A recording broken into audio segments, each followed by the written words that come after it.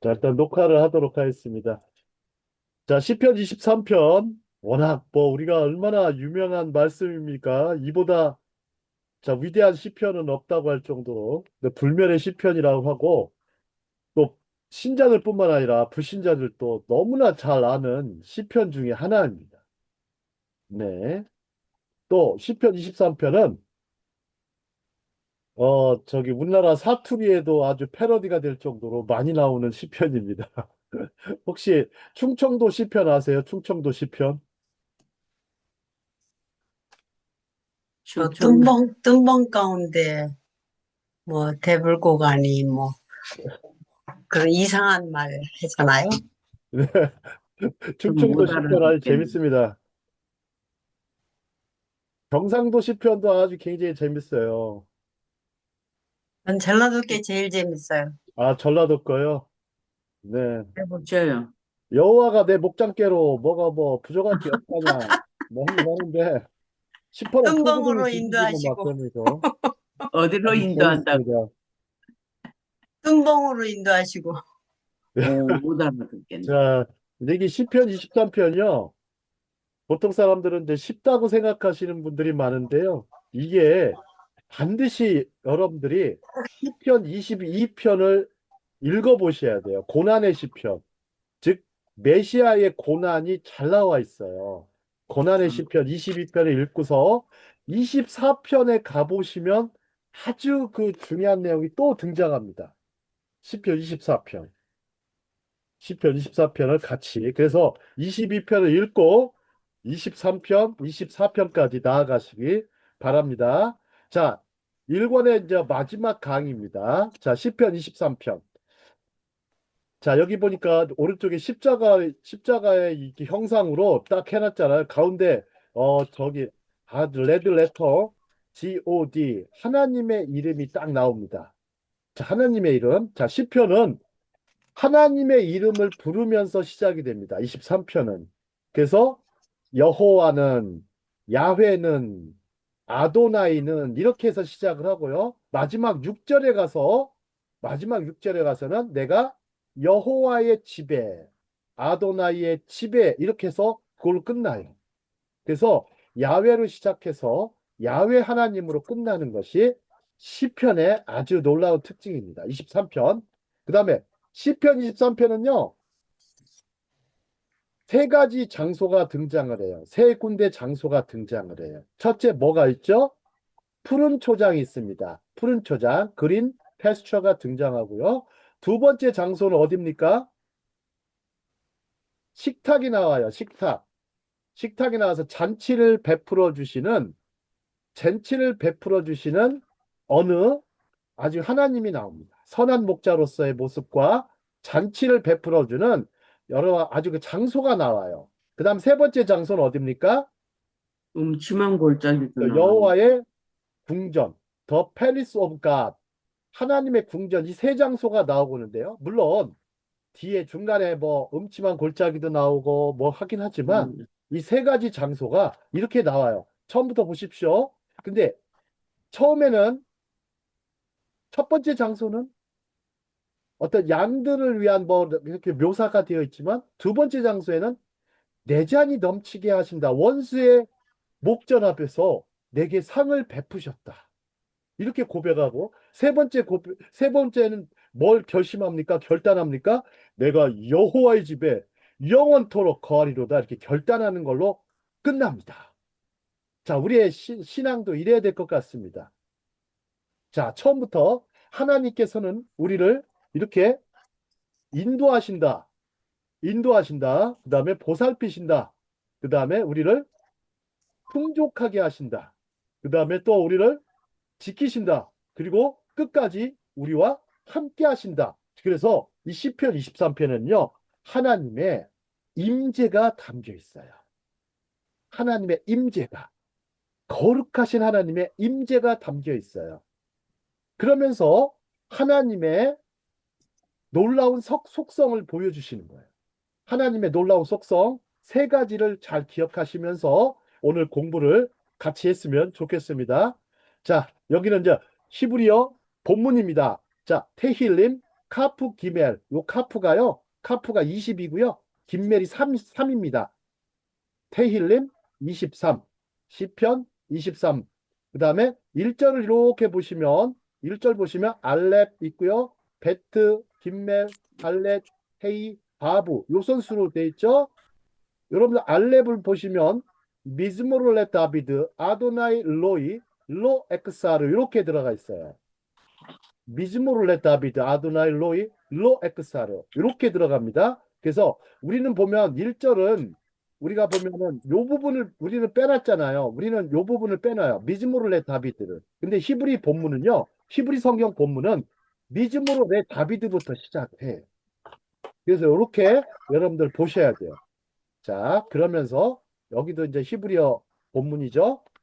자, 시편 23편의 히브리적 배경을 먼저 생각해 보셔야 돼요. 자, 미즈무로 레 다비드. 이 노래는 다윗 왕이 직접 지은 것이죠. 다윗은 양치기에서 이 왕이 되기까지 몇 년 동안 떠돌이 신세로 살았습니다. 자, 이전 왕인 사울은 다윗을 시기하여 죽이려 했기에 그의 목숨은 항상 위험에 처해 있었습니다. 자, 이 부분부터 다윗을 우리 은숙성사님 읽어주시겠습니다. 다윗은 쫓기는 신세로 유대 산악과 사막을 누비며 안전을 찾아 헤맸습니다. 이것이 중요한 배경 설명입니다. 히브리어 첫 두 단어인 미츠모로 레다비드는 이러한 배경을 잘 보여줍니다. 즉 다윗의 시라는 뜻입니다. 필자는 이 다윗의 피난처들을 거의 다 가보았습니다. 이스라엘 전역을 누비며 시편 23편을 누리는 은혜를 받았습니다. 자, 일단은 이 히브리적 배경이 유대 산악과 사막, 광야를 누비며 탈출과 안전을 찾아 헤맸다는 것입니다. 그러면서 하나님의 극적인 도우심, 보호하심, 인도하심을 경험하여 이 시편이 나오게 되었습니다. 시편을 단순히 여러분들 문학으로 생각하시는 분들도 많습니다. 하지만 이 문학적인 것으로 읽으셔도 이 시편은 상당히 위대합니다. 노벨 문학상을 주어도 몇 개를 줄 수 있는 상입니다. 하지만 우리는 문학적으로 읽어야 되는 것이 아니고 어떻게 읽어야 될까요? 기본적으로 우리는 우리의 삶 가운데, 우리의 생활 속에서, 우리의 일상 속에서 하나님의 지키시고 보호하시고 인도하시고 베풀어 주시는 그 사랑과 인자하심을 경험해야 되는 것입니다.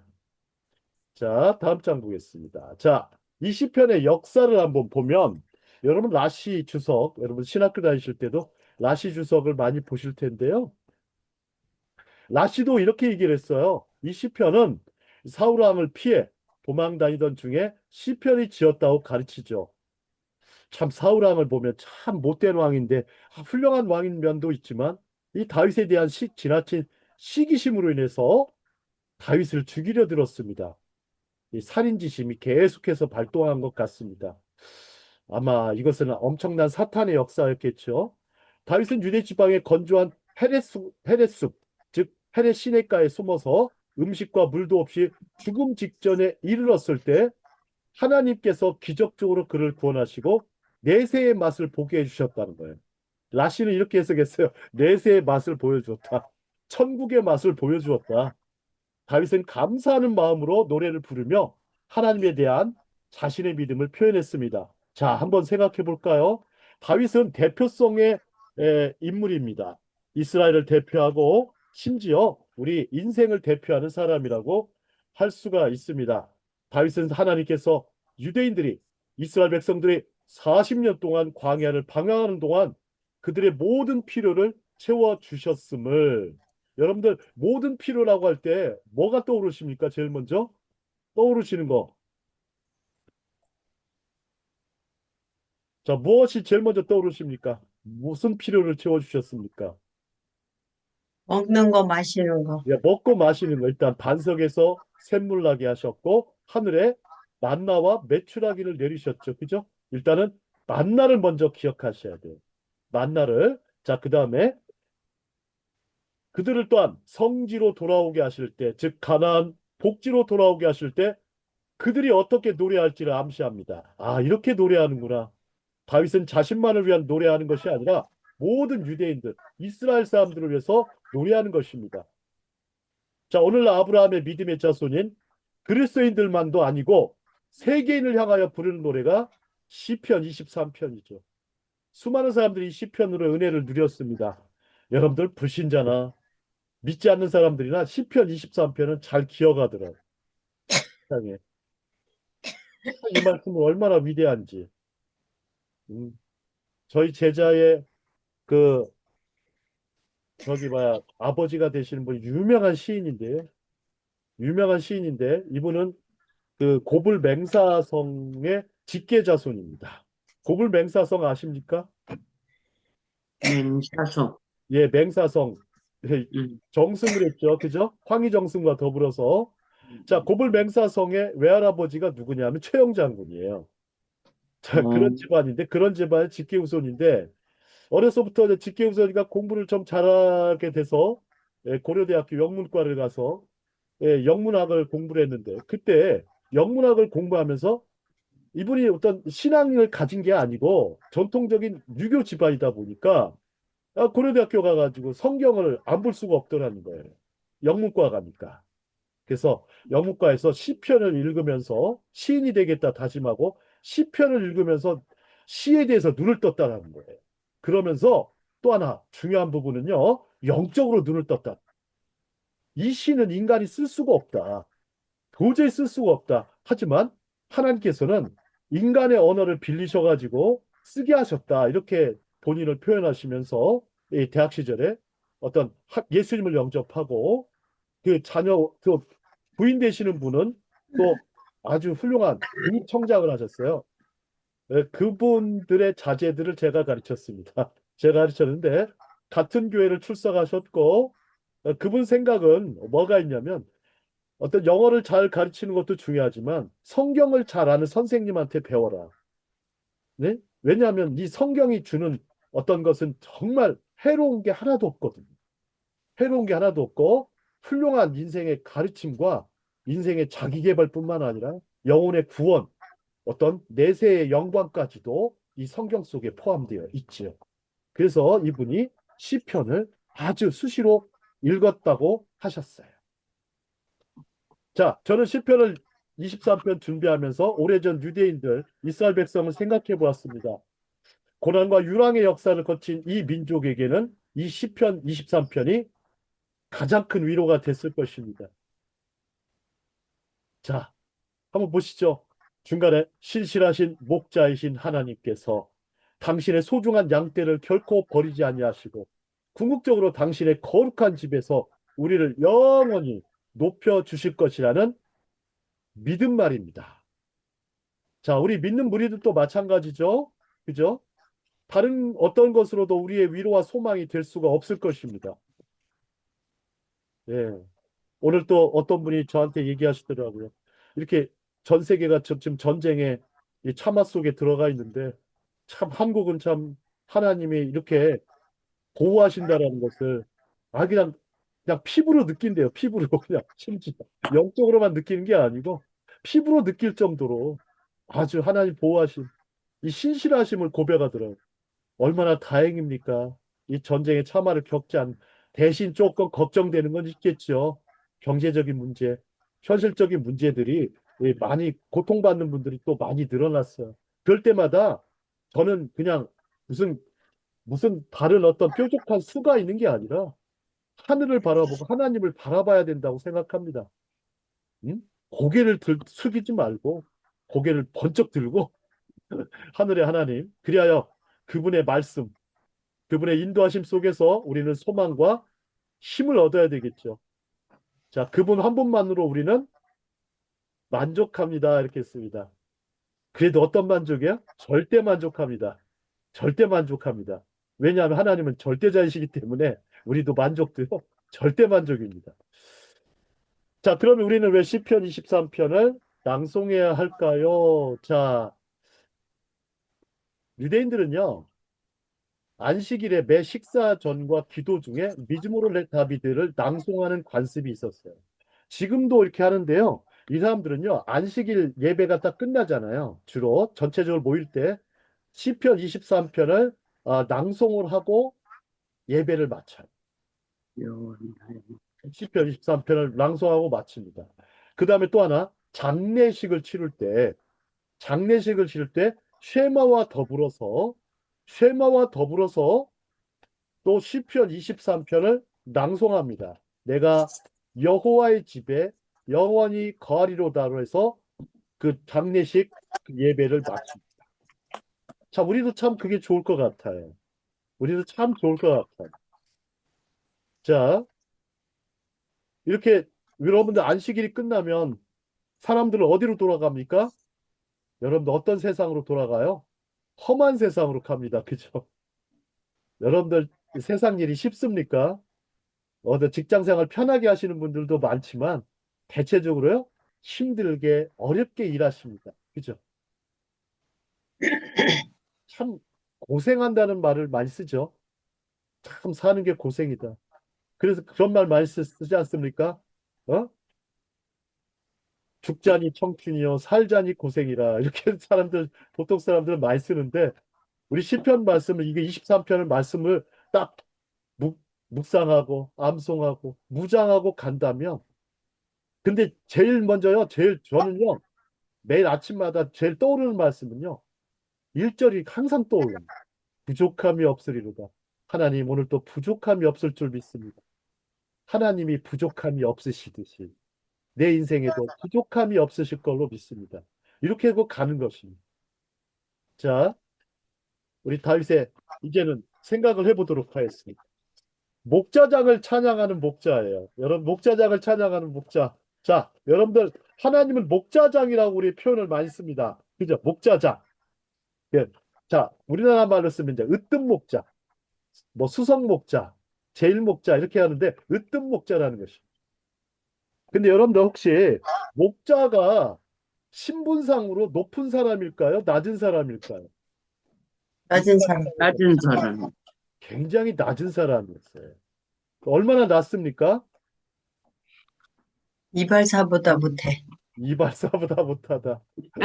심지어요, 사창가의 여인보다 밑에 계급이에요. 음, 그 사창가 여인들보다 못한 사람이 목자입니다. 이 사람들은 집에 있을 수가 없어요. 어디가 있죠? 목장. 그렇죠. 들판에 가 있어야 돼요. 집에 기거하는 사람이 아니에요. 여러분, 집 안에 들어가 산다는 게 얼마나 중요한지 모릅니다. 자, 여러분들, 자기 집이 없이 떠도는 사람과 비슷한 존재예요. 자, 노숙을 하죠. 그죠? 밤이 맞도록 노숙을 합니다. 양떼를 지켜야 되니까. 근데 우리 마태복음 2장에 보시면 목자들한테 제일 먼저 성탄의 은혜가 임했습니다. 저들밖에 한밤중에 양떼를 지키던 그 목자들에게 성탄의 이 놀라운 선물과 은혜가 임했습니다. 그러면 우리 성경에 보시면 대부분 믿음의 조상들의 직업이 무엇이었습니까? 목자. 목자들이었습니다. 근데 그들의 삶을 보십시오. 하나님의 인도하심이 있었습니까? 없었습니까? 있었어요. 항상 있었습니다. 그 다음에 또 이스라엘 백성들은 양떼에 비유되죠. 그죠? 양떼. 그죠? 양떼. 그래서 양떼에 비유되는데요. 이 양떼에 비유되지만 그러나 이 모세 같은 경우도 아주 목자 생활을 40년을 했습니다. 근데요, 성경에서 가장 으뜸 목자로 드러난 인물은 누굴까요? 이렇게 여러분들, 가장 예수님. 으뜸되는 목자. 우리 신약에 와서 예수님이 계시지만 우리 구약에서 인물로요 뽑을 때 시편 기자는 누굴 뽑은지 아세요? 요셉을 뽑았어요. 요셉. 요셉을 뽑았어요. 요셉은요, 예, 애굽의 총리가 되었죠. 그래서 우리는 자꾸 그것만 생각해요. 애굽의 총리가 됐으니까 하나님이 요셉을 엄청 높여주셨구나. 이렇게만 생각하는 거는 성경을 잘 모르는 분들이에요. 그거는 겉에 드러난 면이고, 왜 요셉에게 이렇게 많은 권세를 주셨을까? 바로 이스라엘 백성들, 유대인들을 보호하시기 위해서 그 사람을 도구로 쓰신 거예요. 그 사람의 권세가 없었다면 그들을 지켜줄 만한 그런 게 없었던 거예요. 하나님께서는 그분을 높이셔가지고 뭐에서? 바로 노예에서, 예? 왕 같은, 예? 높은 존재로 높이셨죠. 자, 그러면 이 다윗은요, 바로 그것을 고백하고 있는 거예요. 나같이 비천한 목자를, 비천한 목동을 왕으로까지 높여주신 그 하나님을 찬양하는 것입니다. 자, 그러면서 자, 우리 첫 절 보겠습니다. 여호와 하나님은 나의 목자시니 내게 부족함이 없으리로다. 자, 하나님은 진정한 목자이시죠. 그분의 시선은 결코 그분의 양떼 유대 민족에게서 떨어지지 않았습니다. 그분은 개개인의 유대인을 돌보시며 내게 부족함이 없으리라고 말씀하십니다. 자, 부족함이 없다. 여러분들, 우리의 몸을 잘 생각해 보십시오. 우리의 몸을 보면 육과 혼과 영으로 다 되어 있죠. 그렇죠? 자, 육과 영과 혼으로 되어 있지만 이 세 부분에서 부족함이 없다고 하신 것이에요. 주님께서는. 자, 풍성한 양식, 육체적, 영적인 양식을 공급해 주시죠. 또 시편은 계속해서 하나님께서 우리를 푸른 초장과 잔잔한 물가로 인도하신다고 말씀하십니다. 자, 오늘 말씀을 통해서 요한복음 10장까지 선한 목자장을 깊이 묵상하십시오. 자, 요 밑에 보시면 검은 글씨로 써 있죠. 같이 한번 읽도록 해보겠습니다. 시작. 내가 내가 내가 걸어갈 걸어갈 때에도 때에도 주님께서 주님께서 나와 나와 함께 함께 계시기 나와 계시기 함께 때문입니다. 때문입니다. 계시기 때문입니다. 자, 시편은 23편은 하나님의 임재, 하나님의 임재, 함께하심, 임마누엘에 대해서 깊이 묵상하는 성경입니다. 자, 그 다음에 여러분들 에크사르라는 단어가 나와요. 아도나이 로이, 로 에크사르 혹은 에카사르. 요거 원트에 대한 진정한 의미를 먼저 살펴보도록 하겠습니다. 자, 보통 이 단어를 쓸 때는요, 에카사르라는 것은요, 부족하다, 감소하다, 결핍하다라는 뜻이에요. 여러분들 그 제가 이제 경영학 석박사를 마칠 때 경영학에서 제일 중요한 게 뭔지 아시면은 마케팅이 참 중요한데요. 여기에 나오는 단어가 니즈와 원츠라는 단어가 있어요. 니즈와 원츠. 니즈는 필요고요. 원츠는 부족함이에요. 그러면 두 단어가 만나서 어떻게 돼요? 원치가 있으면 니즈가 따라오는 거예요. 여러분 원하는 게 있으면 니즈가 채워져야 되는데 원하는 것이 있는데 니즈가 안 따라오면 어떻게 되죠? 그걸 비천한 불만족이라고 불러요. 불만족. 빈약하고 불만족으로 봐요. 여러분들 원하는 건 있는데 원하는 걸 다 얻을 수 있겠습니까? 우리가? 그러니까 자꾸 사람들이 뭘 많이 추구해요? 자꾸 물질 하는 거예요. 자꾸 물질 하는 거예요. 왜? 자꾸만 뭘 해도 그만큼 우리 인간의 현대인에게는요, 욕망이 엄청 커졌어요. 옛날 사람들보다 욕망이 엄청 커졌어요. 소비에 대한 욕망, 뭔가에 대한 부족함. 여러분들 욕망이라고 하는 부분은요, 여러분 혹시 욕망을 해석하시기 나름인데요. 플라톤은 욕망을 뭐라고 했을까요? 밑 빠진 독이라고 했어요. 밑 빠진 독. 그래서 아무리 물을 버도 여러분들 밑에 금이가 있거나 혹은 구멍이 나 있으면 물이 다 새버리죠. 그죠? 인간의 욕망은 이렇게 물과 같이 세워지는 건데 항상 그러니까 부족함을 느끼는 거예요. 뭔가 계속 빠져나가니까. 근데요, 이 시편 기자 다윗은 부족함이 없으리로다 그랬어요. 음? 자, 그러면 다윗은 자신의 욕망을 채우기 위해서 살았을까요? 다윗은 자신의 욕망을 채우기 위해서 살았을까요? 그것이 아니었죠. 그죠? 누구를 위하여 그렇게 자신의 어떤 욕망을 하나님께 드렸을까요? 그의 이름을 위하여 이렇게 써 있어요. 시편에. 그의 이름을 위하여. 그의 이름을 위하여.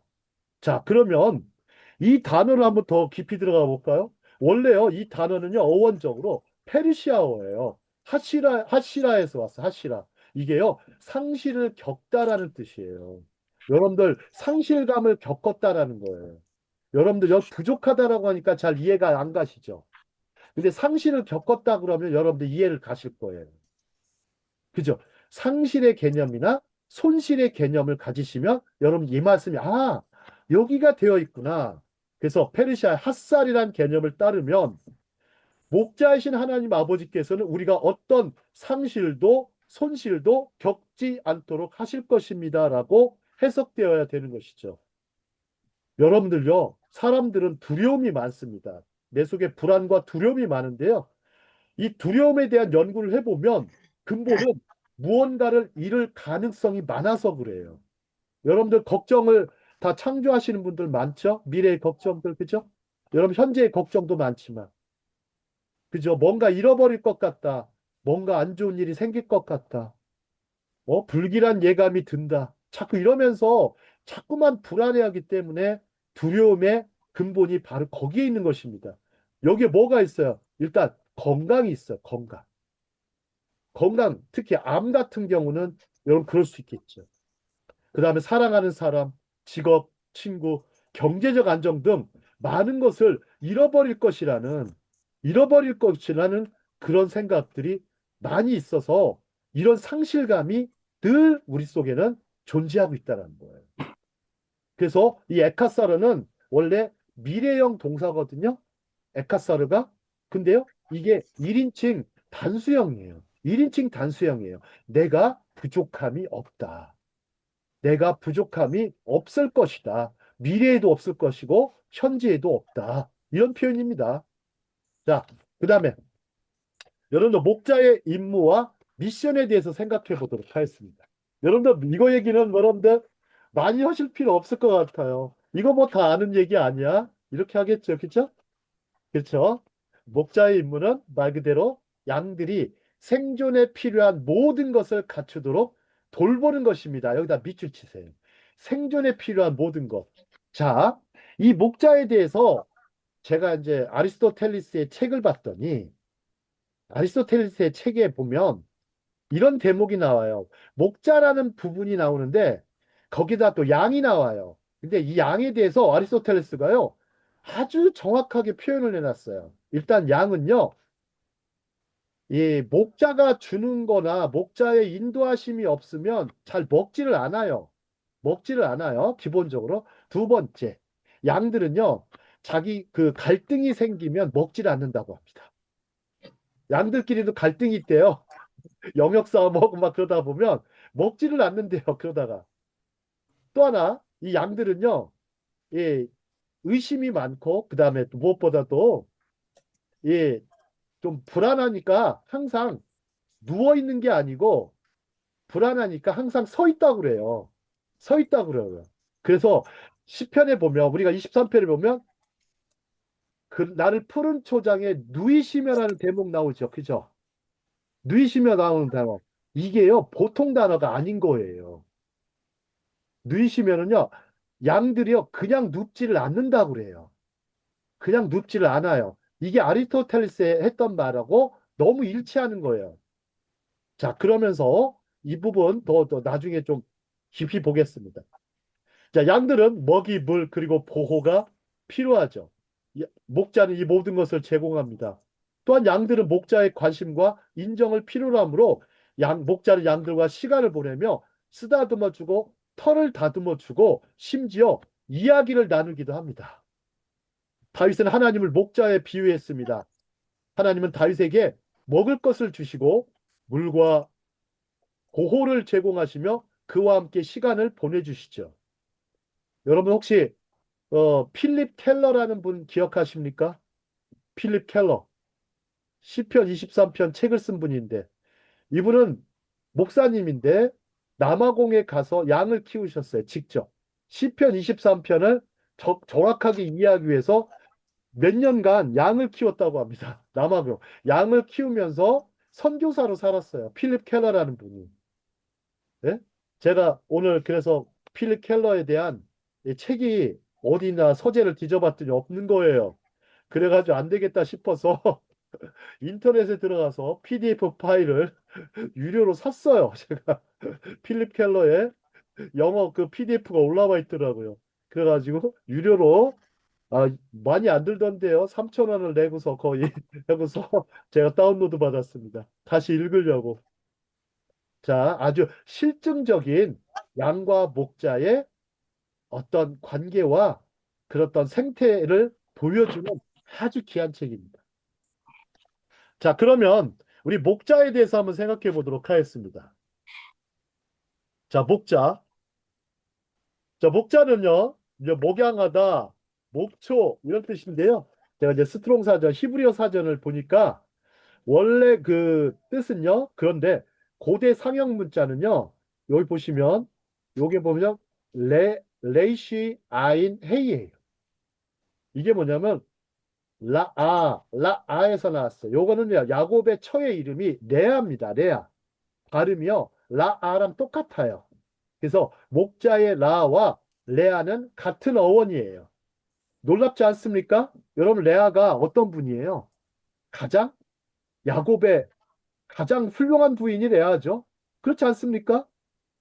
레아를 통해서 누가 나왔어요? 요셉, 르벤.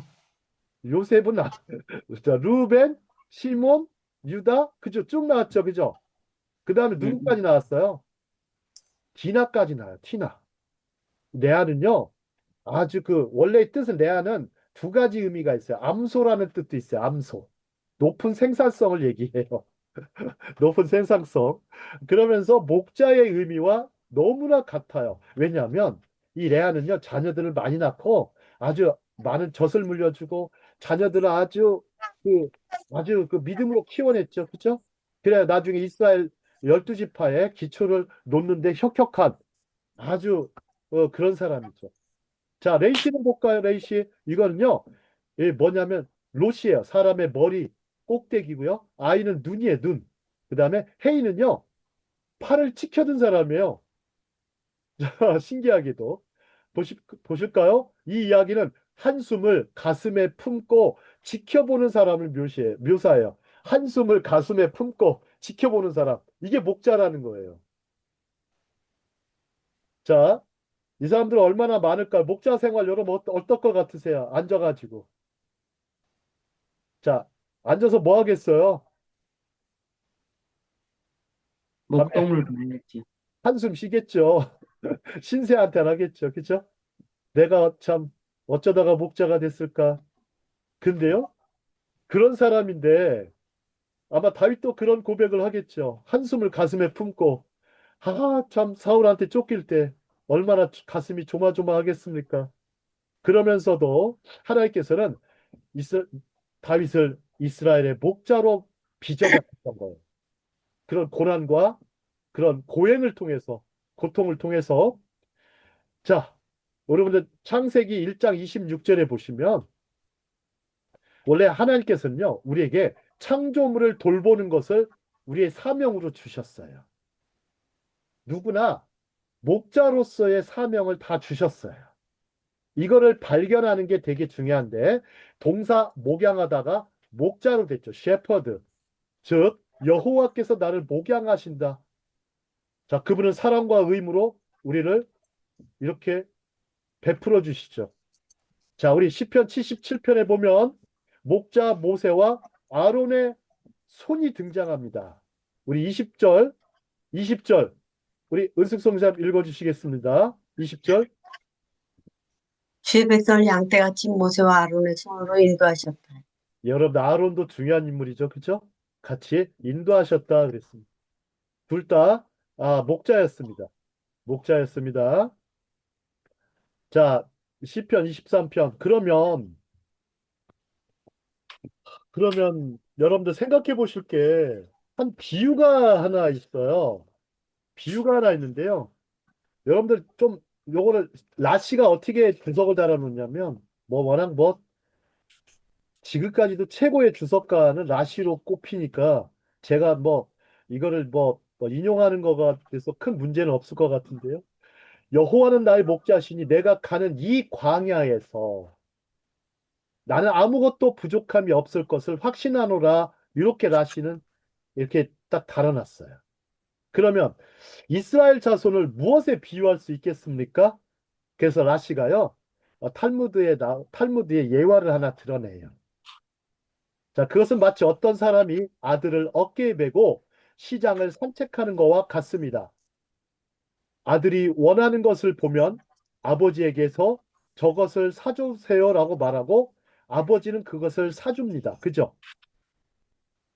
이런 일이 한 번뿐 아니라 세 번이나 반복됩니다. 아들이요, 시장에 가서 아들을 어깨에 들치고요. 아마 어린 양 같은 아들이었나 봐요.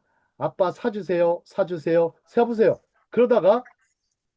그러다가요, 갑자기 아들이 어떤 사람을 보고 아버지를 보셨습니까? 라고 묻습니다. 어깨 위에 올려놨으니까. 어, 좀 재밌는 얘기죠? 그래서 아버지는 뭐라 그래요? 어리석은 자여, 너는 내 어깨에 올라타 있는데 내가 원하는 것은 무엇이든 내가 사주고 있으면서 저 사람에게 아버지를 보셨습니까? 라고 묻느냐라고 대답했다고 그래요. 아버지는 어떻게 했습니까? 아들을 어깨에서 던져버리셨어요. 그때 개가 와서 아버지를 물었습니다. 요 예화가 있는데요. 이게 좀 되게 지혜롭죠, 그죠? 여러분들 좀 웃기지 않습니까? 아버지와 아들인데 이미 아버지의 어깨 위에 올라가 있는데 다른 사람한테 아버지를 보셨습니까? 아버지를 보셨습니까? 자, 아들의 관심은 어디에 있었던 거예요? 아들의 관심은. 그죠? 먹을 거나 뭐 그거에 대한 관심이 있었죠. 소유나 그죠? 아버지의 존재에 대해서는 어떻게 하고 있었어요? 망각하고 살아가는 거야, 아기는, 애는. 근데 아버지가 어떻게 해요? 아버지를 보셨습니까? 하니까 얼마나 아버지 마음이 얼마나 서운하시겠어요.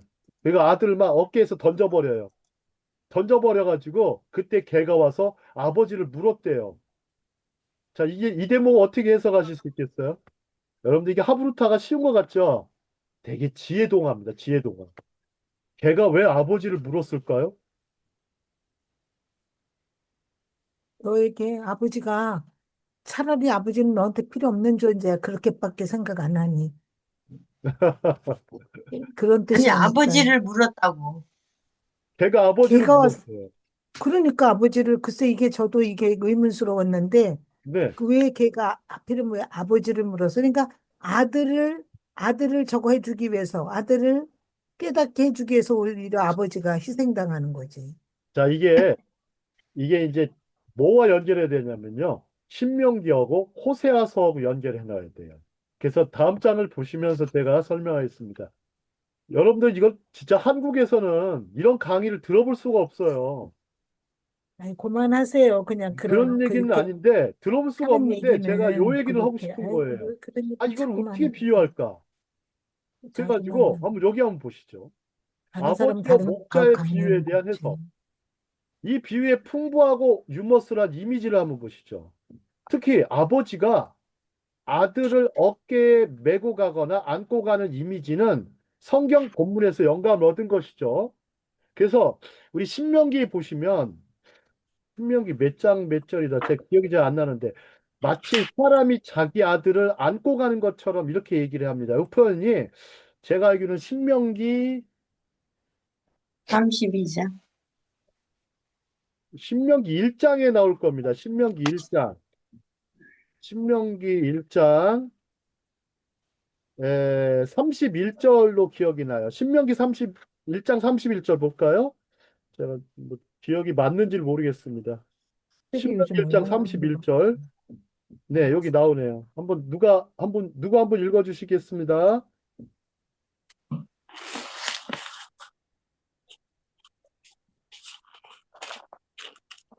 신명기 1장 31절입니다.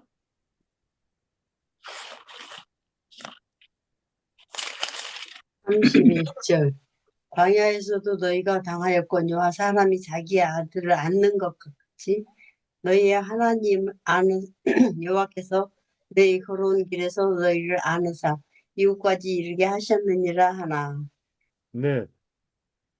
사람이 자기 아들을 아는 것 같이 이렇게 표현해 놨어요. 그러니까 너희를 안아서 이곳까지 이르게 하셨느니라. 그리고서 어 저기 은숙 선교사님께서 32장 말씀하셨는데 32장 보시면 32장 11절. 저는 뭐 이거를 항상 기억하는 말씀 중에 하나입니다. 32장 11절도 읽어 주시겠습니다.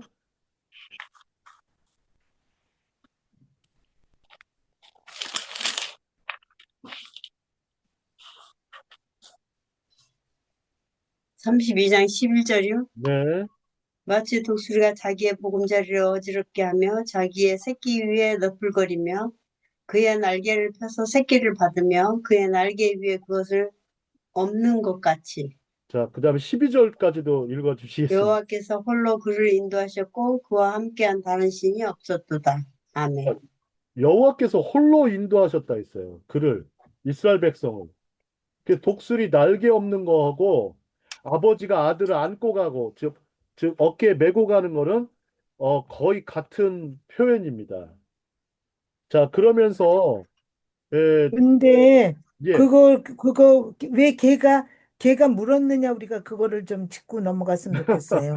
그 그러니까 그 부분은 대답이 그 부분은 그 뒷부분에 대답 나와요. 호세아에 나옵니다. 호세아에. 자, 왜 글쎄요. 아기를요? 왜 밖에 던졌냐면 자립하게 하시는 거예요. 자립. 자, 우리 글쎄 자, 그러니까 호세아 11장 3, 4절로 가겠습니다. 호세아 11장 3, 4절. 거기 보시면 중요한 단서를 찾을 수가 있어요. 어, 정답을 빨리 찾으시려고 하면 안 됩니다. 자, 호세아 11장 3, 4절. 한번 누가 또 읽어 주시겠습니다.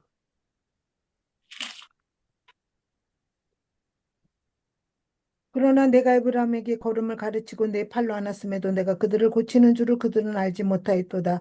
내가 사람의 줄 곧 사랑의 줄로 그들을 이끌었고 그들에게 대하여 그 멍에를 벗기는 자 같이 되었으며 그들 앞에 먹을 것을 두었노라. 네, 그들 앞에 이렇게까지. 그럼에도 불구하고 아버지의 사랑을 깨닫지 못하니까 아들을 저거 시키기 위해서 아버지를 물어버린 거, 죽여버린 거지. 그런 내용인 거 아니에요? 그거나 똑같은 내용 아니에요? 자, 걔가 자, 에브라임을 걷는 법을 가르쳤다. 그러니까 걔가 와서 아버지를 물었다 그랬자 참 이게 표현이 좀 격렬한 표현일 수도 잔인하지. 있는데요. 이 그만큼 아버지가 뭐를 겪으신 거예요? 상처를 입으신 거예요. 큰 상처. 아, 그 얘기를 하시는 거예요. 아버지가, 자녀들로부터 큰 상처를 입으신 거예요. 그럴 그냥 수도 있겠네. 하겠습니까? 개가 물어야 조금, 여러분 개 음, 물려보셨어요? 저 네. 물려봤어요. 물려보니까 음, 상처가 깊더라고요. 셰퍼드한테. 맞아. 셰퍼드가 아니고 세파트. 세파트한테 크게 물려가지고 손에 흉터가 아직도 있어요. 어렸을 때 물렸는데. 이제 그런 걸 보면서 큰 상처. 그 상처가 음, 있었다. 그게 흔적이라는 것이 있었다. 그래서 이 사도 바울도 뭐라고 표현했어요? 내가 그리스도의 흔적이 있다. 흔적이 음, 있다. 상처를 얘기하는 것이. 이제 뭔가 이해되셨죠? 네네네. 여러분들, 이 자녀들을 걸음을 가르치기 위해서. 그래서 광야로 보내신 겁니다. 직접 그냥 가나안으로, 자, 홍해 건너서 가나안으로 갔으면 좋았는데. 그거는 음, 인간적인 생각이죠. 음, 반드시 광야를 거치게 했는데, 근데 그 광야를 거쳤음에도 불구하고 못 들어가요. 광야 1세대들은. 음. 참, 그러고 보면 천국은 참 들어가기가 낙타가 바늘길 통과하는 것만큼 이상으로 어려운 거 맞습니다. 틀린 거 아닙니다. 자, 다음. 자, 우리 또 다른 한 편을 보죠. 우리 누가복음 15장에 보시면 탕자, 아버지를 거부했던 탕자를 향해서, 아들을 향해서 달려가는 아버지가 등장합니다. 그죠? 안아주시죠. 그래서 출애굽기 34편 4장, 시편 86편, 요나서 4장 2절에 보시면 이런 어떤 하나님의 달려가시는 이미지, 안아주시는 이미지들이 등장을 하게 됩니다. 그러면서 우리 시편 32편 10절, 우리 시편 32편 10절을 한번 보도록 하겠습니다. 시편 32편 10절. 누구 한번 읽어주시겠습니다. 시편 32편 10절. 악인에게는 많은 슬픔이 있으나 여호와를 신뢰하는 자에게는 인자심이 두루리로다. 아멘. 네. 아멘. 자, 악인에게는 많은 슬픔이 있으나 여호와를 신뢰하는 자에게는 인자하심이 두르리로다. 네. 자, 그래요. 여러분 신뢰하는 자. 여러분들 하나님은 신뢰하실 수 있는 분이시죠. 그죠? 철저히 신뢰. 아버지로서 신뢰하는 것이죠. 이 하나님과 아버지, 아들과 아버지의 그 관계는 신뢰로 뭉쳐 있습니다. 그죠? 이 신뢰하는 자에게는 인자하심이 두루리로다. 인자라는 단어가 뭡니까? 히브리어 헤세드예요. 헤세드. 은혜를 베풀어 주신다는 거죠. 은혜를 베풀어 주신다. 그러면 이 다윗 시편에서 중요한 부분은요. 신뢰입니다. 하나님께 대한 철저한 신뢰와 더불어서 하나님의 인자하심을 늘 경험하는 삶을 얘기하는 것입니다. 자, 잃어버린 아들의 비유가 바로 그렇죠. 자, 여러분들 잃어버렸다는 것은 상실된 아들. 근데 이 아들이 엄청난 많은 고난을 겪죠. 그죠? 고난을 겪으면서 뭘 깨닫게 됩니까? 아버지의 큰 사랑을 깨닫게 되죠. 응? 아버지의 큰 사랑. 깨닫게 됩니다. 그러면서 아버지 집으로 돌아올 이유가 생긴 것이죠. 응? 자, 양을 어깨에 진 목자. 그 다음에 십자가를 어깨에 진 목자 생각해 보도록 하겠습니다. 우리 예수님을 이렇게 요한복음 10장에서는 목자로 비유하는데요. 그 비유에 놀라운 그 비밀이 담겨 있는데요. 시편 23편을 제가 보다가 자, 영적 지식과 지혜를 얻게 되는데 목자는요, 잃어버린 양을 찾아 어깨에 메고 돌아오죠. 이 묵상을 하면서 얼마나 울었는지 모르는데 이게 참 신기하게도 어깨에 양을 메었다. 자, 그러면 한번 생각해 볼까요? 양은요, 이리저리 막 돌아다닙니다. 종횡무진을 해요. 그리고서 길을 잃어버리면요, 길을 다시 찾아서 올 수 있을까요, 없을까요? 없어. 못 온- 없어요. 양의 못 온대요. 강력한 특징 중에 하나가 눈이 그대로 어두워. 나와요. 그걸 아리스토텔레스가 얘기했어요. 필립 켈러도 그 얘기를 했습니다. 아니, 양이 제갈 길로 가긴 하지만 길을 잃어버리면 돌아올 수가 없어요. 그 길을, 근데 선한 목자는요, 그 양을 찾아서 가죠. 왜요? 돌아올 길을 잘 아니까. 그래서 요한복음 14장을 읽어보면 나는 왜 길이요 그러시는데 예수께서 I am the way. 더 유일한 길이죠. 정관사 더를 써서 I am the way. 왜 이렇게 쓰셨을까? 아니, 이거는 뭐 어떤 사람들은 여러 가지로 해석하겠지만 자, 잃어버린 양을 찾아서 이렇게 돌아다니면서 결국에는 그 양을 건져서 어깨에 메고 돌아오죠. 그죠? 자, 그런데 그분은 자, 선한 목자께서는 어깨에 세상 죄를 지고 가는 어린 양이 되셔서 십자가를 지고 가시는 거예요. 참 놀랍죠? 목자이면서 양이 되시고 양이 되시면서 목자가 되시는. 자, 시편 23편의 선한 목자는 사망의 음침한 골짜기에 있는 양을 찾아 건지시는 분이시죠.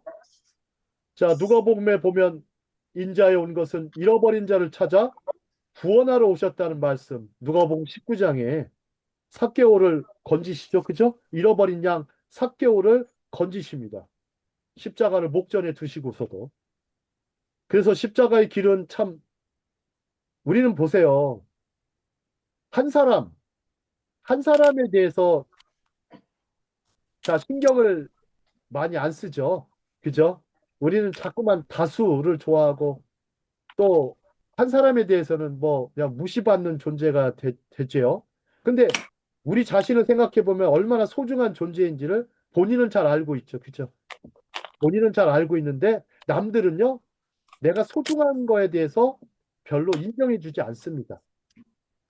존중해 주지도 않아요. 네. 소중한 존재라는 거. 근데 물론 그런 건 있을 것 같아요.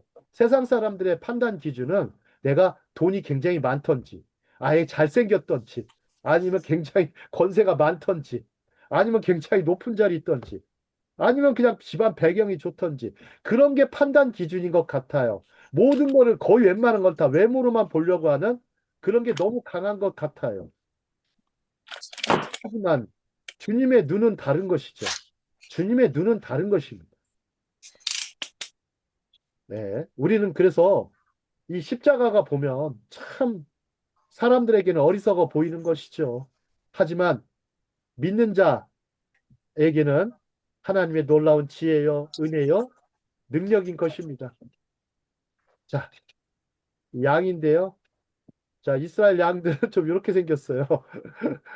굉장히. 자, 그럼 한번 보겠습니다. 그 다음에 이제 쉼에 대해서 생각해 보요 쉼.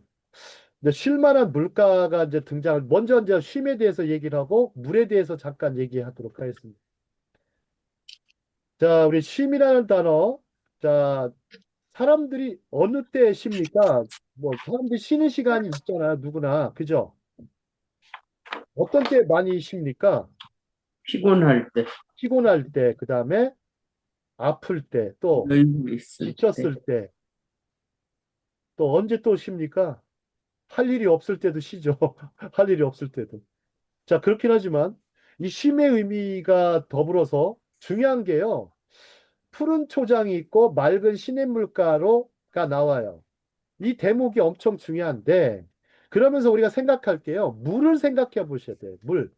우리 쉼을 생각하는데 물을 생각하는데요. 물은 히브리어로 마임입니다. 마임. 이 세계적인 그물 회사가 마임이에요. 이태리에 있는 회사 같은데. 근데 원래 복수형으로는 물들의 의미예요. 물들. 그 다음에 이제 회복하다. 23편 3절에 가보시면 회복하다의 의미가 있죠. 회복하다.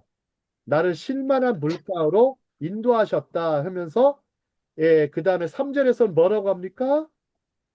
내 영혼을 소생시키시고로 나와요. 소생시키시고 여기서 소생의 의미가요. 돌아오다라는 얘기인데요. 이게 히브리어로 슈브예요. 슈브. 슈브. 어? 여러분 슈브 하면 뭐가 떠오릅니까? 테슈바. 테슈바가 떠오르실 거예요. 회개하다예요. 회개하다. 어? 회복하다가 회개하다랑 어원이 같네. 요거 되게 중요한 부분이에요. 회개하다. 쉬게 하다라는 의미가 쉬게 하다는 의미와 관련돼서 회개하다라는 의미가 회복하다와 관련이 깊습니다. 그럼 슈브 한번 볼까요? 슈브. 슈브 히브리어로 쉰, 바브, 베트예요. 베트. 쉬는 뭐죠? 여러분들 앞니 두 개예요. 그래서 날카로운, 누르다, 먹다 이런 뜻이고요. 바브는 뭐냐면요. 여러분 말뚝을 바브라 그래요. 이렇게 말뚝처럼 생겼죠. 바브가. 말뚝 같은 걸 가리켜요. 그래서 고정하다, 뭐 걸다 이런 의미. 그 다음 베트는 뭐죠? 집이에요. 집. 여러분 베델이 뭡니까? 베델? 하나님의 집이죠. 떡집, 그래서 집. 떡집, 하나님의 집. 그렇죠. 그래서 이 이야기는 다시 볼까요? 다시 쉰 자신을 집에 안전하게 두는 것에 관련된 거예요. 여러분들 돌아오다 회복하다가요. 다시 자신을 집에 안전하게 두는 겁니다. 집 밖에 나간 양, 길 잃은 양, 집 밖에 나간 탕자가 다시 자신을 그 양이, 그 탕자가 집에 안전하게 들어오는 것을 가리킵니다. 뭔지 아시겠죠? 회개의 의미가, 슈브의 의미가 그렇다는. 근데 우리는 너무나 이제 회개하면은 마치 뭐부터 생각하세요? 머릿속에. 머릿속에 뭐부터 생각하세요? 죄 지은 거. 죄 지은 것만 생각해요. 왜 그럴까요? 유교적 관념이 굉장히 강해서 그런 것들 많아요. 원래. 어떤 저기 옛날에 누가 함석헌 선생님이 그 얘기를 많이 하더라고요. 여러분들 회개하면 뭐부터 생각해? 예? 죄 지은 것부터 생각하지? 다 그 유교적인 거야. 물론 그렇게 얘기를 하셨지만 그러나 그 생각도 맞죠. 그죠? 틀린 거 아닙니다. 그죠? 뭐 잘못하고 죄 지었으니까 잘못된 거잖아요. 잘못된 것을 바로잡는 게 회개 아닙니까? 그죠? 자, 그러면 우리가 떠나온 집에서 그분께서 우리를 회복시켜 주시는 그 집은 바로 그분의 집이죠. 그분의 집이에요. 왜냐하면 역사는 아버지 하나님과 아름다운 정원, 그리고 그분께서 영원히 함께 거하시도록 그분의 가족이 일원이 되도록 만드신 두 자녀로부터 시작되었기 때문입니다. 누굽니까? 아담과 하와. 아담과 먼저 하와. 하나님께서 뭐부터 지어주셨어요? 동산을 먼저 지어주셨죠. 그죠? 집을 먼저 지어주었던. 동산, 정원을 먼저 지어줬죠. 그가 내 영혼을 회복시킨다는 말은 그가 내 영혼을 그분의 가족에게, 믿음의 가족에게 회복시킨다는 거와 같습니다. 가끔 그 신앙 가족들 보시면 어머니의 기도가 참 많은 것 같아요. 예, 여러분들, 난 제일 참 존경하는 인물 중에 하나가 어거스틴인데요. 참, 어거스틴은 참, 참회록을 참 저는 몇 번을 읽어보니까 이분은 두 번이나 동거를 하고 사생아까지 낳은 사람. 근데 어머니 모니카가 기도를 하죠. 그죠? 근데 그 어거스틴의 스승이 누굽니까? 어거스틴의 스승이. 교부. 암브로시우스였죠? 암브로시우스가 암브로 그 모니카라는 엄마한테 그럼 어머니한테 너무 막 아들이 너무 저거 하니까 그러니까 암브로시우스가 뭐라 그래? 기도하는 자식은 망하지 않습니다. 유명한 말을 남겨요. 기도하는 자녀는 망하지 않습니다. 자, 그 말이 맞는 것 같습니다. 제가 아는 분도 지금은 이제 돌아가셨지만 그 아들이 아주 속을 너무 많이 썩였어요. 그 아들이요. 이 조폭 생활도 하고 온갖 그 나쁜 짓도 하고 경찰서와 깜빵을 끌려다녔어요.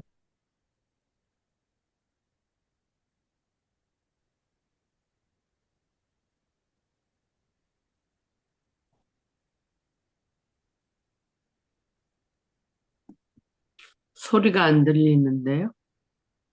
뮤트된. 자, 아무리 얘기해도 회개하라 안 되니까 그 어머니한테 어떤 목사님이 그 암브로시오스 얘기를 해줍니다.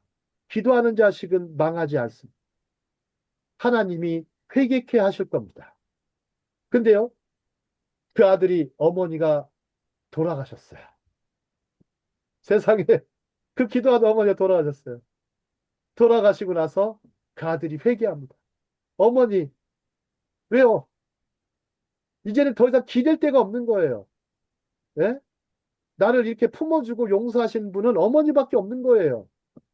그다음부터 이제 이 친구가 변화가 되었어요. 변화가 돼서 나중에 아주 훌륭한 믿음의 사람이 됐습니다. 그 어머니의 기도 때문에 참 이렇게 돌아와서는 안 돼요. 빨리 깨닫고 돌아와야 되겠죠? 자, 다음 장 보겠습니다. 그러면 내 영혼을 한번 생각해 보겠습니다. 내 영혼을 자, 이제는 자, 내 영혼을 보는데 여러분들 1인칭으로 되어 있죠. 그죠? 내 영혼을. 영혼은 네페시죠. 살아있는 영혼이고요. 내 영혼을 소생시키시고 이제 그러면서 자기 이름을 위하여 의의 길로 인도하시는 도다 이렇게 돼 있어요. 여러분들 길 하면 원래 데레크에 히브리어로 데레크인데요. 여기서는 마갈이라는 단어를 써요. 마갈. 오? 왜 마갈이라는 단어를 쓸까요? 마갈이라는 단어를 씁니다. 이것은 좀 여러분들 길 하면 여러분들 무슨 길이 또 머릿속에 떠오르세요? 제일 먼저. 길. 그냥 여러분 고속도로를 많이 떠올릴 거예요. 아닌가요? 아니면 산길? 어떤 분마다 틀린데, 사람들마다 다 각자의 길이 있어요. 보시면 생각하는 게. 자, 윤양수 목사님 어떤 길이 떠오르세요? 길 하면. 아무래도 어릴 때 많이 뭐 동네 큰 길이 먼저 시골길, 시골길. 먼저 떠오르시죠? 왜? 예. 거기가 그 길을 따라서 계속 학교도 다니고, 시장도 음. 가고, 이렇게 친구네 집도 가고, 이러면서 지냈던 것이 기억이 많으실 겁니다. 예. 여기 길이라는 게 여러분들 얼마나 중요한 단어인지 한문으로는 도라고 하잖아요. 심지어. 그럴 정도로 엄청 중요한 단어인데 히브리어에서는 이제 데레크란 단어를 써요. 예를 들어서 뭐 데레크란 단어가 일반적인 길이에요. 뭐 도와 관련된 길인데요.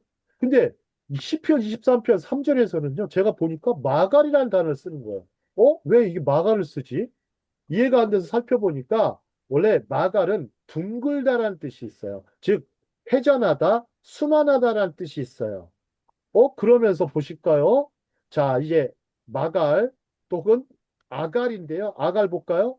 아인, 그 다음에 김멜, 라메드예요. 아이를 볼까? 아이는 눈이죠. 그죠? 눈. 그 다음에 지켜보다, 감시하다. 그 다음에 여기 요거는 레겔. 요거는 뭐냐면 발이에요. 발, 긴말. 발. 따라서 걷다예요. 그 다음에 라메드는요. 라메드는 지팡이를 가리켜요.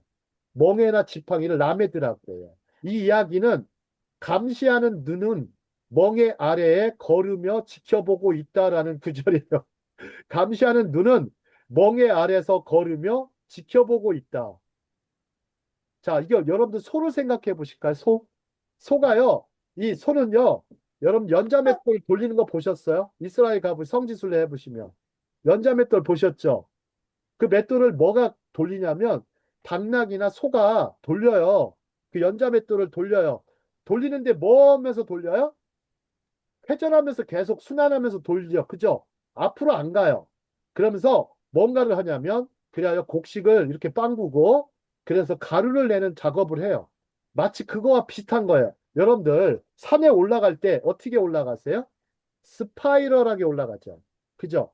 높은 산일수록 스파이럴하게 올라갑니다. 그냥 직선으로 못 올라가요. 그죠? 마치 그거와 같은 비유예요. 여러분들 산악지방을 가보세요. 양들이요. 양을 생각해 보실 때 이 양이 어떻게 걷냐면 여기도 마찬가지예요. 스파이럴하게 걷습니다.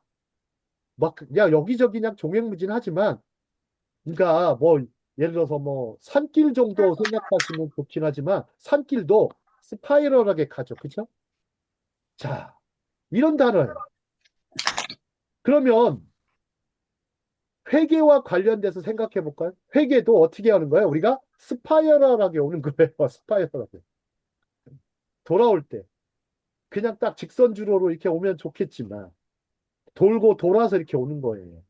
이걸 얘기한 야, 그 10편, 23편을 이렇게 보니까 야, 이게 말씀이 정말 어마어마한 말씀이구나. 하나님의 말씀이구나. 자, 이렇게 생각하시면서 여러분들 다음 장 보겠습니다. 그 다음 이제 정의를 생각해 보겠습니다. 의는 이제 째데크죠. 째덱. 정의. 이건 이제 올바르다라는 뜻이죠. 바르다. 이것도 한번 히브리어로 볼까요? 자, 음소를 나눠가지고 해볼게요. 그래서 차디에 짜디인데요. 이건 뭐냐면 흔적, 따라서 숨어있는 사람, 여정, 추격, 사랑. 여기 보시면 여러분들 추격이 있어요. 추격. 그 다음에 요거는 달렛입니다. 두 번째 달렛인데요. 문, 들어가다, 옮기다, 매달다. 문, 달렛. 요거는 카프예요. 카프. 요건 쿠프라고 합니다. 이거는 지평선의 태양을 쿠프라고 그래요. 쿠프. 따라서 음축하다. 원을 가리켜요. 원.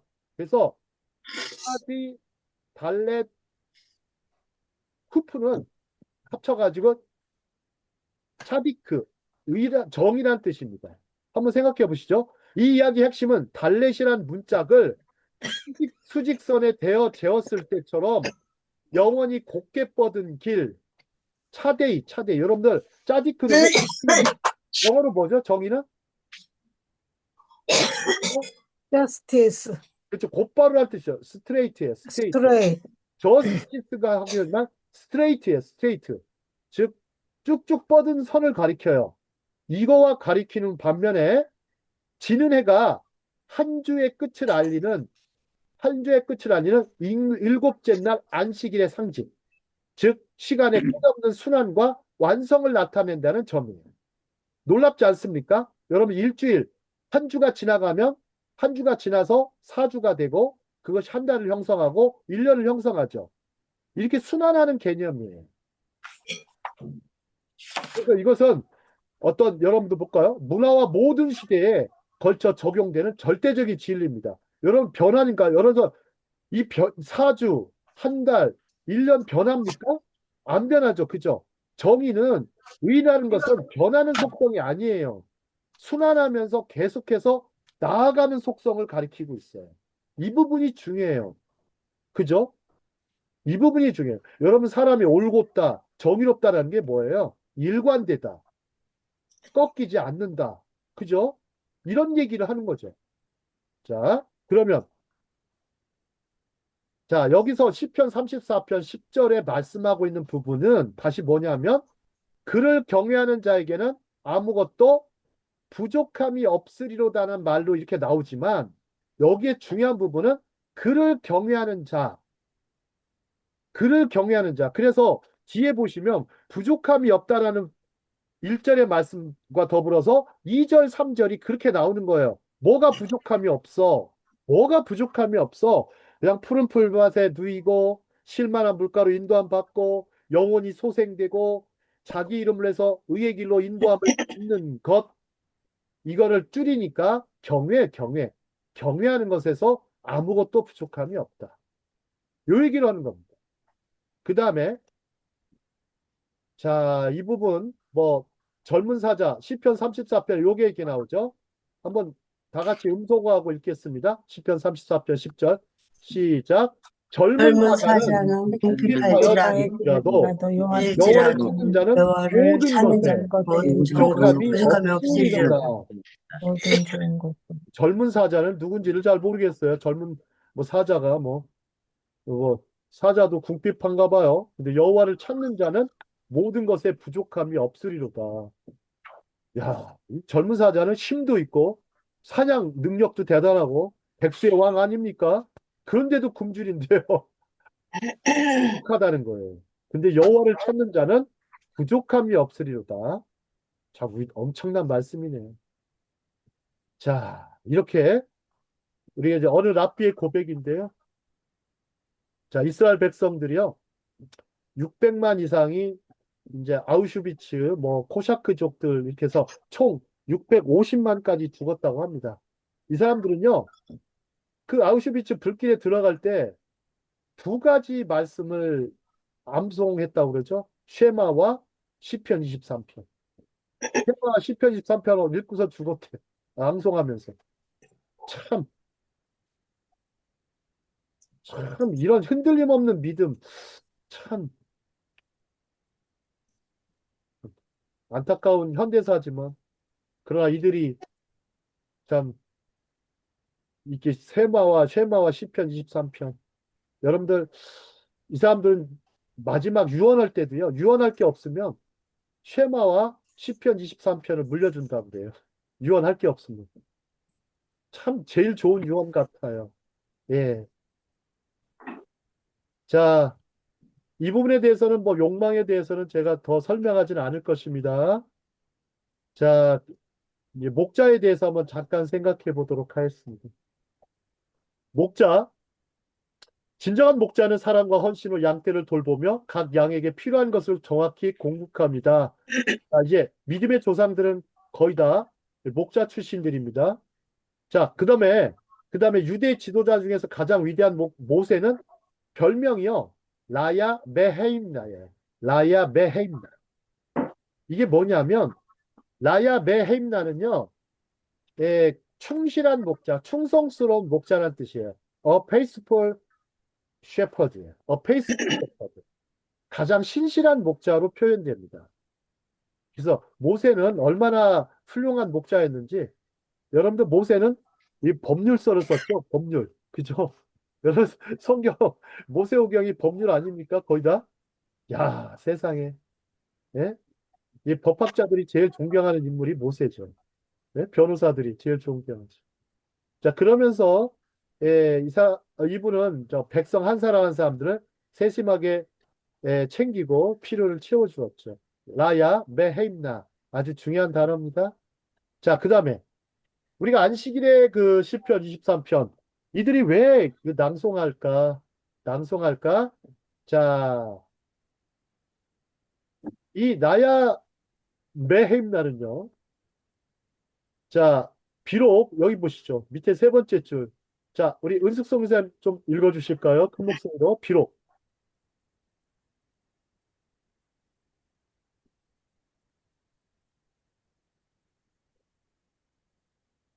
비록 모세는 더 이상 우리와 함께 하지 않지만 두려워하지 않는다는 것을 고백합니다. 왜냐하면 우리는 하나님이 우리의 영원한 목자이심을 알기 때문입니다. 자, 여러분들 인간 목자는 언젠가 떠나죠. 그렇죠? 인간 목자는 언젠가 떠나요. 대표적으로 전 아버지를 생각을 많이 해요. 아버지가 목자 역할을 좀 많이 하시죠. 그죠? 어깨에 많은 짐을 지잖아요. 그 아버지를 생각해 보면, 물론 어머니도 마찬가지.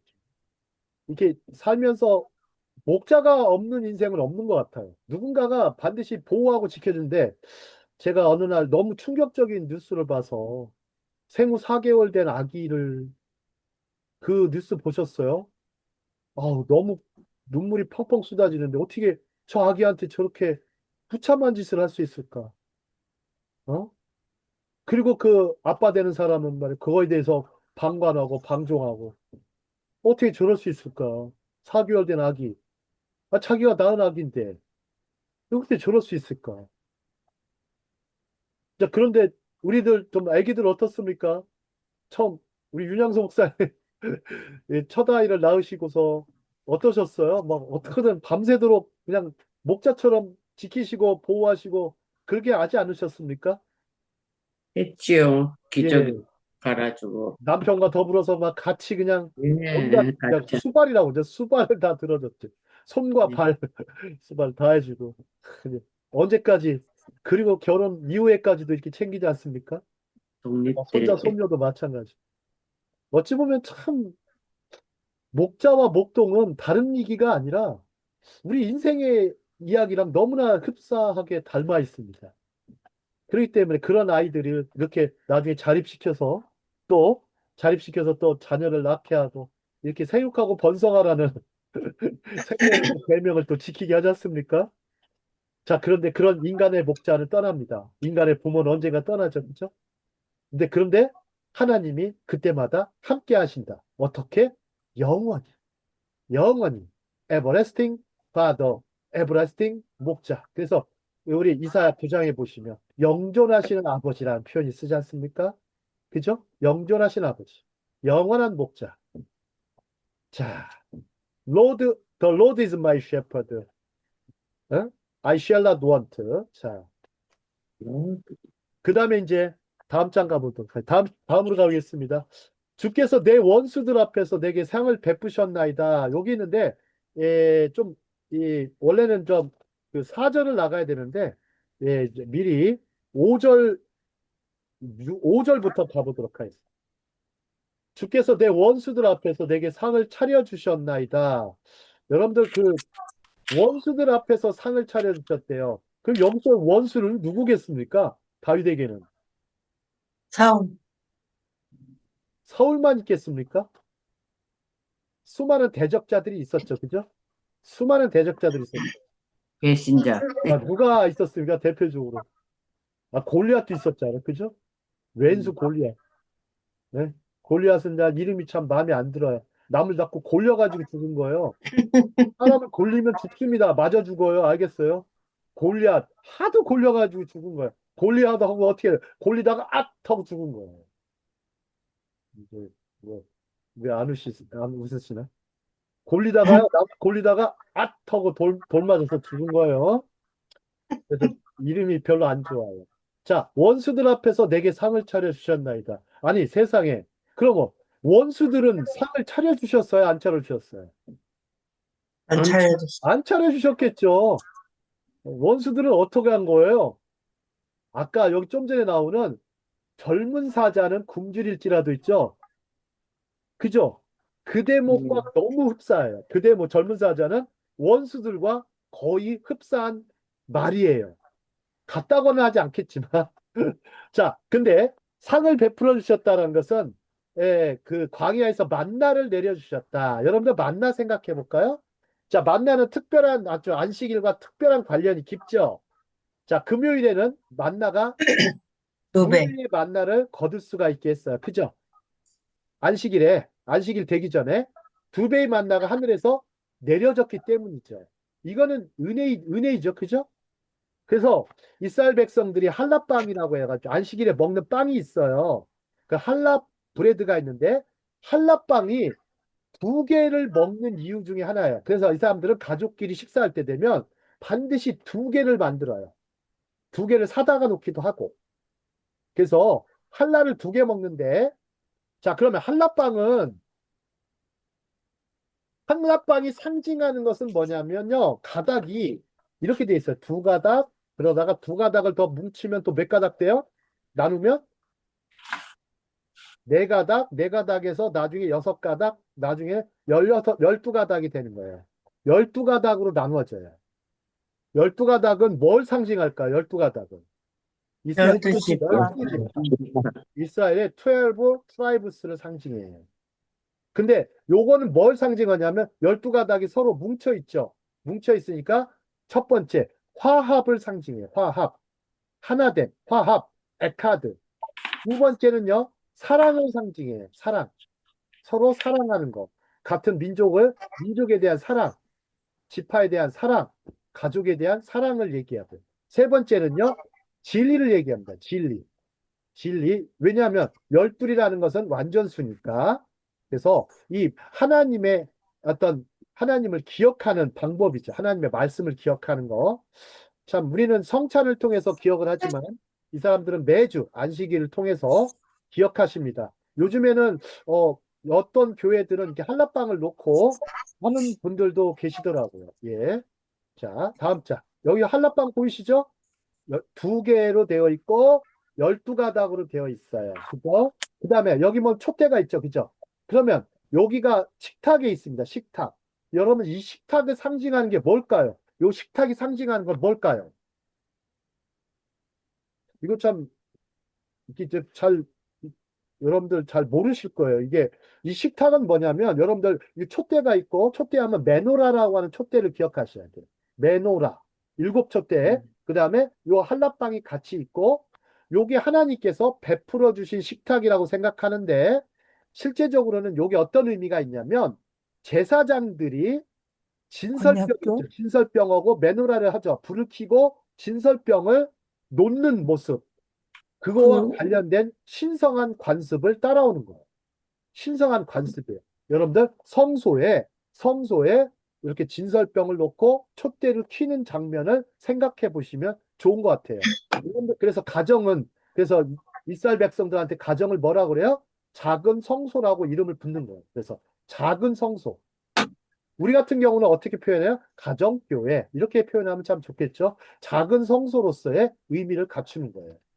그러니까 구약 시대에 그 지성소 안에 언약궤가 있는데 언약궤 위 안에는 돌판 만나 쌍난 지팡이가 있고 그 위를 그 그렇죠. 금판으로 했듯이 진설병으로. 그런 걸 얘기하는가 예, 보다. 그렇죠. 그쵸? 이게 베풀어 줬다는 원수의 상 앞에서 베풀어 주셨다는 것을 상징하고 이것을 유스테인들은 전통과 관습으로 이어온 거예요. 응?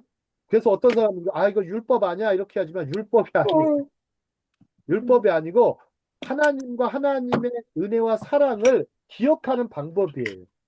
이게 참 중요하죠. 여러분들 상징주의를 무시하면 안 됩니다. 상징을 무시하시면 안 돼요. 상징을 무시하시는 분이 있는데 굉장히 아주 잘못된 거예요. 자, 다음. 십자가 그 상징인데. 자, 하나님은 우리의 욕망을, 여기는 이 부분은 넘어갈게요. 그 다음에 이제 반대로 어딜 가냐면 이제 대시로 가볼게요. 왜 갑자기 또 2절로 가 이렇게 하지만 다 관련이 있어요. 제가 그 짠 이유가 있어요. 자, 시편 23편의 다음 구절에는 즐거움, 회복, 위로라는 아름다운 의미를 갖춘 구절이 있죠. 그가 나를 푸른 풀밭에 눕게 하신다. 그가 나를 푸른 초장에 눕게 하신다. 자, 그죠? 푸른으로 번역된 게, 푸른이 좀 재밌어요. 히브리어로는 자, 야로크라고 하거든요. 야로크인데요. 그 그린이죠. 그린색. 이거는요, 즐거움, 아름다움을 상징해요. 아름다움, 누릴 만한 거 상징하고, 눕게 하다는 표현은 약간 다소 거칠거나 통제적인 거, 뭐 이렇게 생각할 수 있겠죠? 하지만 양은요, 그냥 눕지 않아요. 아까 얘기했죠? 그냥 눕지 않아요. 자신이 얼마나 평안하고 정말 안심이 될 때 눕습니다. 근데 보통 이런 초식동물들을 어떻게 하죠? 포식자들이나 아주 굉장히 사나운 맹수들을 항상 경계하죠. 그죠? 양들도 다르지 않아요. 경계하는데 여러분들 양을 잘 이해 못하시면 염소 생각해 보시면 훨씬 쉬워요. 염소와 양이 비슷하니까. 근데 요걸 보시면 포식자나 맹수가 있을 경우에는 절대 눕지 않아요. 정말 평안하고 안정이 됐을 때 눕습니다. 여러분 잠자리 한번 불편하실 때 어때요? 누웠는데 잠자리 불편해요. 어떻게 되죠? 왜 잠자리가 불편합니까? 여러분 침대에서 자도 잠을 못 자는 사람들 있어요. 불면증. 왜 그럴까요? 마음이 불안하고 두려우니까. 그죠? 그렇지 않습니까? 마음에 뭐 스트레스도 엄청 많이 받았을 것이고 상처도 많았을 것이고 그걸 자꾸 되새기고 기억하니까 힘든 거죠. 그죠? 자, 그것을 계속 쌓아서 계속 가지고 가니까 그렇죠. 자, 눕게 하다는 표현은 그런 거예요. 자, 여기서 반드시 강요하는 뜻은 아니에요. 눕게 하시며, 근데 양이 어떻게 눕냐면요. 그런 어떤 상황과 조건과 환경 속에서 눕는 거예요. 아시겠어요? 참, 평안히 눕는 거예요. 자, 여기를 잘 보십시오. 그래가지고 식탁과 관련된 말이에요. 우리를 눕히신다는 표현은 마치 웨이터가 우리를 식탁에 자리를 앉혀준다는 얘기. 어디로 앉을까요? 이렇게 말해. 너 어디에 앉을래? 근데 우리는 푸른 초장과 맑은 시냇물가에 앉겠습니다 해야죠. 그죠? 자, 하나님께서 우리를 아름다운 곳에 눕도록 초대하신다는 생각과 비슷한 것이죠. 여기서 보시면 히브리어가 대시의 야로크예요. 대시의 야로크. 여러분들 하나님께서 창세기를 보시면 각 심에 있는 채소들을 주시죠. 풀과. 그죠? 이게 어마어마한 축복입니다. 이 풀이요. 어마어마하게 자라죠. 그죠? 여러분들 이게 풀이 주는 메시지가 엄청난 거 잘 모르시죠? 여러분 자꾸 꽃만 생각하시는 분이 있는데 풀은 굉장히 무시의 대상이에요. 하지만 안 그래요. 이 지구촌의 생명을 유지하게 했던 거는요. 풀이에요. 풀. 동물들을 유지하는 거는 풀입니다. 우리도 풀 먹고 살아요? 안 먹고 살아요? 다 풀 먹고 살죠. 입에 풀칠하고 사시지 않습니까? 자, 그거 보십시오. 근데 풀들은 어떻게 자랍니까? 그 탈무드에 보면 이런 얘기 했어요. 풀은 두려움이 없다. 풀은 두려움이 없다. 또 풀 먹는데 여러분 두려움 있습니까? 두려움 없죠. 그죠? 풀은 두려움이 없다라고 그래요. 그냥 어디 가나 잘 자라요. 이거는요, 하나님의 은혜예요. 은총이에요, 은총. 이 땅에 베푸신 하나의 은총이라니까. 참, 이 풀이 이렇게 자라요. 근데 그런 풀도 아니고 푸른 풀밭. 여러분 풀이 푸르르지 뭐 푸르르지 않습니까? 대체적으로 풀은 다 푸르르죠. 푸른 풀밭. 근데 광야에 가보십시오. 푸른 풀밭을 구경하기가 어렵죠. 어렵죠. 음. 자, 다음 장 보겠습니다. 자, 근데 잔잔한 물가로 가보도록 하겠습니다. 잔잔한 물가. 자, 영어식 표현으로는 still water죠. 그죠? still river. 여기서 리버가 아니고요. 스트림이에요, 스트림. 스트림이 잔잔한, 고요한 이런 뜻이죠. 요게 표현이 뭐냐면 세 번째 줄에 위로라는 의미가 있어요. 위로, 위로라는 뜻이고요. 우리 이사야 8장 6절에 보면 실로암이 등장하죠. 실로암, 실로암, 실로암. 우리나라 군인들 얼마나 좋아하는지 몰라. 논산 훈련소 가면 학생 청년들이 얼마나 군인들이 실로암. 자, 이 모습 생각해 보시죠. 하나님께서는 그의 백성을 위해 실로암의 잔잔한 물가를 원하셨지만 그들은 거부했죠. 또 마태복음 23장에 보시면요. 예수님이 예루살렘을 보시면서 탄식하셨어요. 어미닭이 병아리들을 모으듯이 그들을 자기의 날개 아래로 품으셨던 장면을 떠올리게 하죠. 제가 직접 봤어요. 갑자기 막 천둥치니까 병아리가요, 암탉에 그 날개 아래로 들어오더라고요. 너무 신기했어요. 제가 어렸을 때 봤지만. 자, 그러나, 이건 어머니의 사랑이죠.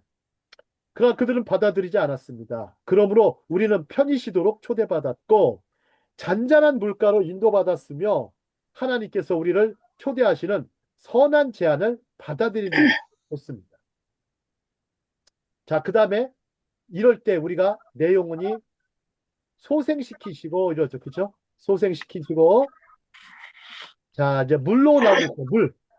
자, 물을 보겠습니다. 여러분들, 저는 이제 시편 42편 1절을 생각을 많이 했습니다. 사슴이 시냇물을 갈망하듯 내 영혼도 주님을 갈망합니다. 여러분들, 목이 타보세요. 목이 타면 제일 먼저 뭐부터 찾습니까? 물. 그렇죠. 내게 물을 딱 마시면서 야 이제 그런 만도 들어요. 야 이제 죽어도 여한이 없어 이런 만까지 들더라고요. 진짜 목 탔을 때 먹으면 야 정말 천국이 따로 없네. 정말 그런 것 같아요. 그 표현이 뭐예요? 야 이제 부족함이 없어. 예? 그런 거죠. 그쵸? 야 그런 심정이 생긴 것 같아요. 이 말씀의 물, 참 이 생수의 강, 여름 생수의 강에서 얼마나 이 첨벙대고 사시니까 얼마나 좋습니까? 우리는 그냥 자 그다음에 이사야 우리 12장 3절 이사야 12장 3절 너희는 기쁨으로 구원의 우물에서 물을 기르리라. 자 예레미야 2장 13절 생수의 근원을 버리고 물을 담을 수 없는 깨진 우물을 파냈도다. 참 사람들이 그렇다는 거예요. 인간은 이렇게 열심히 사는 거긴 하지만 하나님을 버리고 그냥 열심히 사는 거예요. 물론 그게 나쁘다는 건 아니지만 그러나 하나님 어떤 거예요? 좀 나 좀 날 좀 바라봐. 응? 나 좀 생각해봐. 하나님도 참 질투하신 하나님이라서 그런지 나 좀 생각 좀 해줘. 예? 자, 그 하나님도 참 사랑받고 싶으신가 봐요. 참 사랑받고 싶으신가 봐요. 왜 우상을 그렇게 쫓아가니? 예? 시대의 우상, 우리에게는 시대의 우상이 있잖아. 너 왜 이렇게 그렇게 그걸 너무 사랑하니? 예, 자꾸만 메시지를 보내고 있죠. 그죠? 매주 설교를 통해서 보내시고요. 매주 전도를 통해서 보내시고, 방송을 통해서 보내시고, 유튜브를 통해서 이렇게 계속 메시지를 전하는데도 아직까지 듣지 못하는 사람도 있죠. 참, 그래도 좋은 것 같습니다. 이렇게 유튜브라는 게 있어서. 또 이렇게 SNS를 활용해서 얼마나 좋아요. 자, 예수께서 사마리아 여인에게 말씀하셨죠. 그죠? 내가 만일 하나님의 선물이 무엇인지 그리고 내게 마실 물을 주시오라고 말하는 이가 누군지 알았더라면 내가 그에게 구했을 것이고 그는 너에게 생수를 주었을 것이다. 근데요, 여기 한번 읽어보실까요? 양들은 은숙 성자님 읽어주시겠습니다. 양들은 발 디디기 어려울 수 있고 심지어 빠른 물살에 휩쓸릴 수도 있는 급류가 흐르는 산간, 계곡물보다는 잔잔한 물을 선호합니다. 네, 네 다행히도요. 이스라엘은요 급류가 없어요. 급류가 없어요. 급류는요 북부 지방에 가야 돼요. 그쪽에 헐몬산 지역이나 거기서 양치는 것은 급류가 있어요. 하지만 대부분의 양들은 천천히 흐르는 물에서 지내요. 약간 실로와 샘물 같이 천천히 흐르는 물에서 예, 거기서 물을 선호하죠. 거기서 이렇게 물을 흡수해서 먹어요. 자, 그분은 내 영혼을 소생시키십니다. 어디서? 푸른 초장과 잔잔한 물가에서. 그 다음에 하나님이 차려주신 식탁에서. 자, 영혼을 소생시켰다. 자, 내게 돌아왔다라는 것이죠. 소생시켰다라는 것은 다른 말로 하시면요. 여러분들 회개했다 이런 얘기예요. 회개했다. 근데 여러분 회개가 그냥 안 된다는 거예요. 원래 그 원어적 의미는요. 하나님께서 회개케 하셨다 이렇게 하셔요. 회개케 하셨다. 회개케 하셨다. 자, 이 부분은 제가 많이 설명을 안 하겠습니다. 근데요. 요거는 좀 보시면 히브리서 9장 27절. 히브리서 9장 27절. 요 부분은 여러분 참조하시고 시편에 나온 이 단어가 여러분들 의의 길로 인도하시는 거죠. 회개를 해야 의의 길로 갈 거 아니에요. 그죠? 여러분들 곧바른 길일 수도 있고 그건 진리의 길이죠. 그죠? 그다음에 또 이렇게 순환하면서 간다겠죠. 우리가 그죠? 회전하는 의미를 내포하고 있다는 이 두 가지를 기억하셔야 돼요. 되게 중요한 얘기 같아요. 저는. 여러분 회개가 참 어려운 단어 같잖아요. 그죠? 하지만 이렇게 의의 길로 인도하신다. 그러면서 우리가 어떻게 스파이럴하게 이렇게 순환하면서 돌고 돌아서 올라간다. 그래서 제가 자주 쓰는 말이 뭡니까? 정상에서 만납시다. 정상에서 만납시다. 왜요? 지상은 뭐니까? 지상은 죄로 혼탁해요. 인간이 너무 많아요. 정상에서 만납시다. 반드시. 자, 자, 의의 길, 여러분들, 걔네들, 악의 아까 설명했어요. 자, 보시면 여러분, 뺑뺑이 훈련 많이 받아보셨나요? 여러분들, 광야 훈련이 어찌 보시면, 저는 뺑뺑이 훈련 같아요, 막.